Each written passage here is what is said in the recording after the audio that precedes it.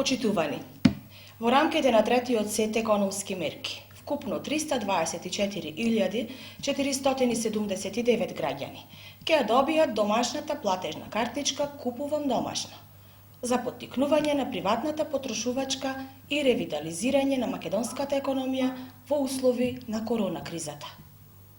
Тоа се 28 милиони евра, директна финансиска поддршка за граѓаните, наменета исклучиво за купување на домашни производи и услуги. Граѓаните што ги исполнуваат условите, ќе ги добијат платежните картички без да аплицираат и без никакви дополнителни трошоци. Самите ќе можат да проверат дали се во системот преку веб страната kupuvamdomašno.gov.mk, каде е назначено и од која банка ќе можат да ги добијат парите. Помошта ќе стигне секаде каде што е потребна. По 9.000 денари им следуваат на невработени лица, активни баратели на работа и приматели на социјална помош, кои од јануари до април 2020 година оствариле нето приходи од 60.000 денари.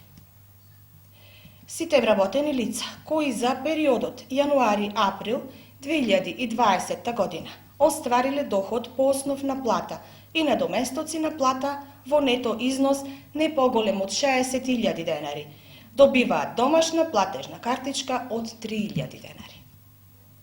По 3.000 денари на домашна платежна картичка добиваат младите лица од 16 до 29 години, кои се средношколци и студенти во државното формално образование. Платежна картичка Купувам домашно ќе добијат и 4.394 здравствени работници, ангажирани во справување со коронавирусот, со средства во висина од 40% од последната основна нето плата. Банките започнуваат со издавање на домашните платежни картички оваа недела, а најдоцна треба да бидат издадени до 18 јули. Граѓаните ќе можат да ја добијат картичката на домашна адреса или самите да ја подигнат од банката, а средствата треба да ги искористат најдоцна до 15 август оваа година.